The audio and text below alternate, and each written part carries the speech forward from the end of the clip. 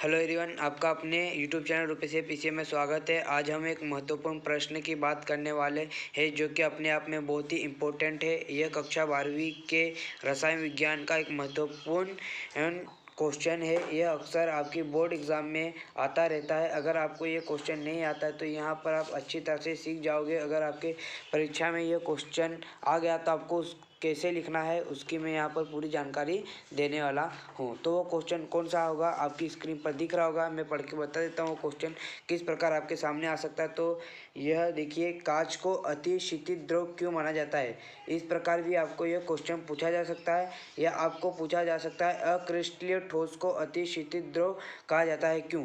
आपने पढ़ा होगा चैप्टर 1 में, ठोस जो सॉल्यूट होता है वो दो प्रकार का होता है, क्रिस्टलीय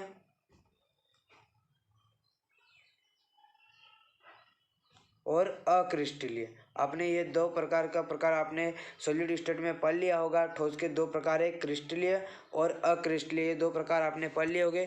तो यहाँ पर जो देखिए, आपको पता है कि क्रिस्टलीय ठोस को वास्तविक ठोस कहते हैं और अक्रिस्टलीय ठोस को अति शीतल द्रव कहा जाता है क्यों। इसका कारण आपको लिखना होगा। आपके पास यह 1 नंबर या 2 नंबर में यह क्वेश्चन आ सकता है। अगर आपको ये दूसरा वाला क्वेश्चन किस प्रकार पूछा जाए, आपको दूसरा क्वेश्चन पूछा जा सकता है अक्रिस्टलीय ठोस को अति शीतल द्रव कहा जाता है और कोई एक उदाहरण लिखिए। तो आपको वो कौन सा उदाहरण लिखना है, या आपके पास इस प्रकार भी आ सकता है कि कांच को अति शीतल द्रव क्यों माना जाता है। तो यहाँ पर आपको आंसर मिल चुका है।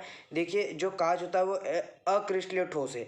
अब देखिए, अगर आपके पास ये दूसरा वाला प्रश्न आया कि अक्रिस्टलीय ठोस को अति शीतल द्रव कहा जाता है क्यों और इसका उदाहरण लिखिए, तो आप उदाहरण में कांच लिख सकते हो। उदाहरण में आप क्या लिख सकते हो, कांच, क्योंकि अक्रिस्टलीय ठोस है कांच और अति शीतल द्रव के भांति यह कार्य भी करता है। और अथवा में आपको क्वेश्चन भी पूछा जा सकता है कि कांच को अति शीतल द्रव क्यों माना जाता है। तो इसके दोनों का आंसर आपको लिखना क्या है वो मैं आपको बता देता हूँ। तो देखिए, अगला आंसर यहाँ पर आपको मिल जाएगा। आंसर क्या हमारा, जो कि चूंकि सभी को पता है द्रव में बहने का गुण होता है, क्योंकि एक तरल पदार्थ है और तरल पदार्थ में बहने का गुण होता है। तो द्रव के समान कांच जो कि अक्रिस्टलीय ठोस है, उसकी प्रवृत्ति कैसी होती है, बहने की होती है।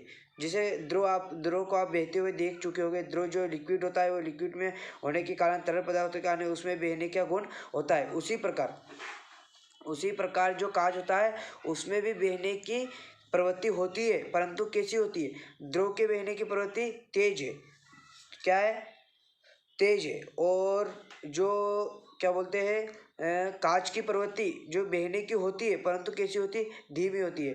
द्रव तेजी से बहता है और कांच की प्रवृत्ति धीमी होती है, जिससे हमको पता नहीं चलता कि वो बह रहा है, लेकिन उसमें बहने की प्रवृत्ति होती है, गुण होता है, परंतु उसकी धीमी होने के कारण वो दिखता नहीं है। इसलिए इसे किसे क्या कहते हैं, अति शीतल द्रव या आभासी द्रव भी कहते हैं। आप ये कारण लिख सकते हो अगर आपको क्वेश्चन आ जाए कि कांच को अति शीतल द्रव क्यों माना जाता है अथवा अक्रिस्टलीय ठोस को अति शीतल द्रव कहा जाता है क्यों। तो आप लिख सकते हो, द्रव के समान कांच की प्रवृत्ति या अक्रिस्टलीय ठोस की प्रवृत्ति बहने की होती है परंतु बहुत धीमी होती है। बहने की प्रवृत्ति होती है परंतु कैसी होती है, धीमी होती है, इसलिए इसे अति शीतल द्रव या आभासी द्रव भी कहते हैं। आज ये बहुत ही छोटा क्वेश्चन था, लेकिन अपने आप में बहुत ही इंपॉर्टेंट क्वेश्चन है। अगर आपने अभी तक इसका स्क्रीनशॉट नहीं लिया तो स्क्रीनशॉट ले लीजिए, 1 2 3, और अपनी कॉपी में ज़रूर लिखिएगा, क्योंकि स्क्रीनशॉट तो आपके फ़ोन में रह जाएगा और कॉपी में लिखोगे तो आपको ये याद हो जाएगा।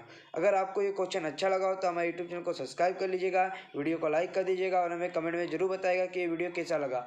और आज के लिए इतना ही। जय हिंद, मिलते हैं अगले वीडियो में।